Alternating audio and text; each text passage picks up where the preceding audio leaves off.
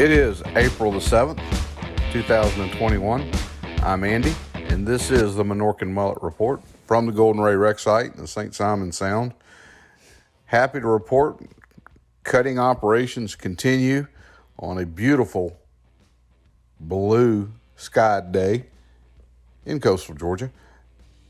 The chains were moving, the blocks were shaking, and it looked like some cutting was getting done. We had a lot going on the site today. We're going to share what we saw while we were out. I think you might enjoy it. And I will tell you that at the end of the normal broadcast, we're going to have just some audio of the cutting operation for a couple minutes. So you folks that haven't heard it can hopefully be able to listen and hear what the cutting sounds like while the chain's moving. But out on the site, things were happening. We could see that the blocks were moving, and they had that shake. They had that vibration to them, like they were really, really working.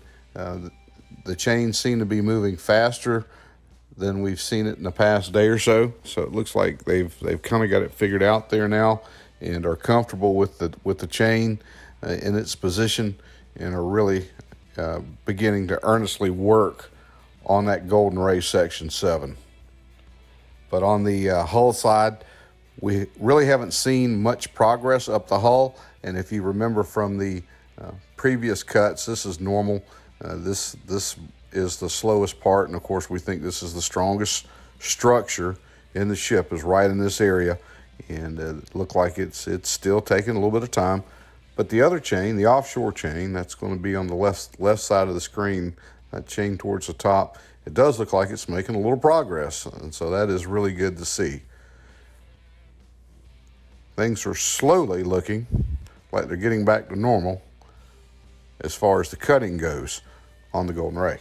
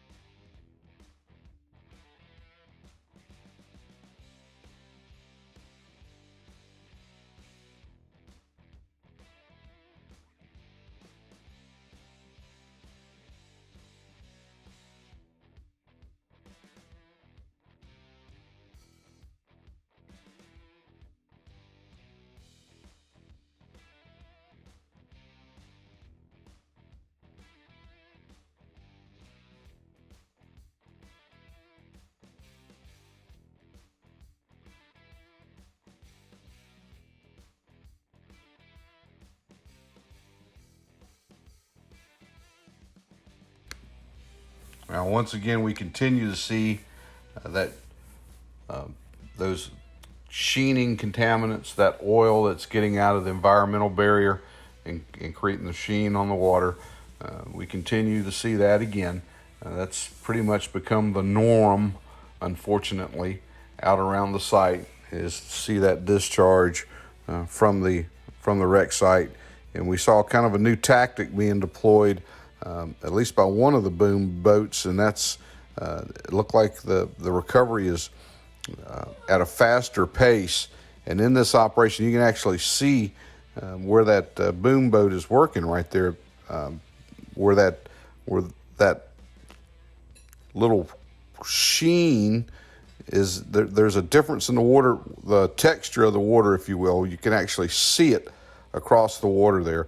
But we saw this guy in there, and he was working back and forth a little quicker than the other boats. He's trying to cover more ground, I suppose.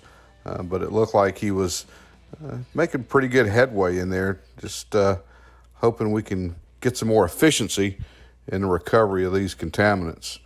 Now, another site we saw today, And this was kind of across the whole island. We had some T6 Texans that were stopped in today over at the St. Simons Airport to fuel up, grab some lunch. These guys are headed south to Lakeland, Florida for the annual Sun and Fun fly-in. Down there is the second largest fly-in show with aviation in the country. And these guys were headed south, and they made a big ruckus coming over, and they were a lot of fun to see. And they kind of flew over in formation over the site. And the Polaris Highway made an appearance coming into the Port of Brunswick. And we had to catch this one. Beautiful roll-on, roll-off cargo ship heading into the Port of Brunswick. And again, streaming by, we've seen Polaris Highway in and out of the port quite a few times. There she goes, heading on into the Port of Brunswick. Now, this was an interesting sight today. This was on the Intercoastal, probably about a mile and a half maybe from the wreck site. The American Cruise Line boat Independence was headed south through the ICW. We're assuming on a cruise. Looked like there were passengers aboard. It's good to see this boat back in operation. I think it was headed to the Brunswick. But at the same time, it just passed a dredge supply tow that was headed north. And this thing must have been 1,000 feet long. And it was comprised of some pump systems, as well as it had to be 1,000 feet of dredge pipe, floating dredge pipe. It's all linked together. It was under tow, being pulled by the Southern Rose. And here she is. She's headed north. But one of the most interesting things we saw today was this tugboat pulling this dredge equipment through the McKay River Bridge on the Intercoastal Waterway. And it's a pretty tough turn when these guys come in here. And you'll see once he gets by and we get a shot of this thing coming through the bridge and these tugs that are working this thing. It was this tug, the Southern Rose, and they had a couple of smaller, really small tugs, little push boats that were kind of helping this thing snake its way through this really narrow opening in the bridge. Just you were thinking this thing was just going to clobber the bridge, but no, these crews working these push boats is really impressive, and they maneuvered this thing right through the bridge, and it was just fascinating to watch this take place.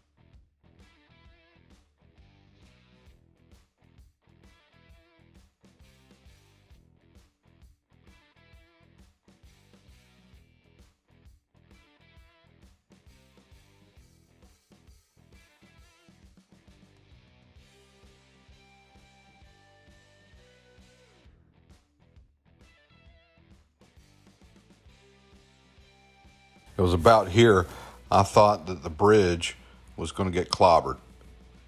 But no, these crews were able to maneuver this thing this entire 1,000 feet, had to be 1,000 feet, through the bridge without incident.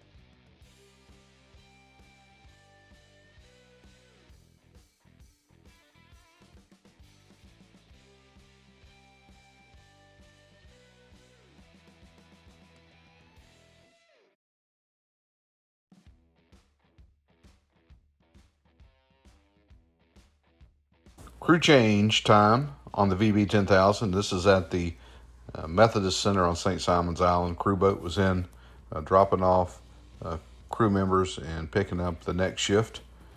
This is where they come in and pick those crews up. And these are the personnel that are actually working on the VB 10,000.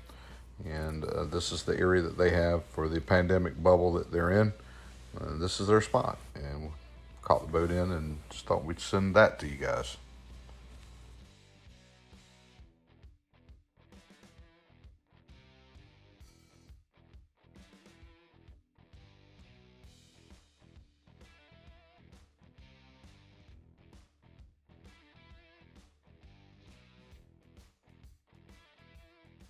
Coming up here, we've got a couple minutes of what is just the sound today from the cutting operation with the VB 10,000. We're going to ask you again, it's not going to cost you a thing. Hit that subscribe button. Send us some comments. Most of all, we want you guys to stay safe out there.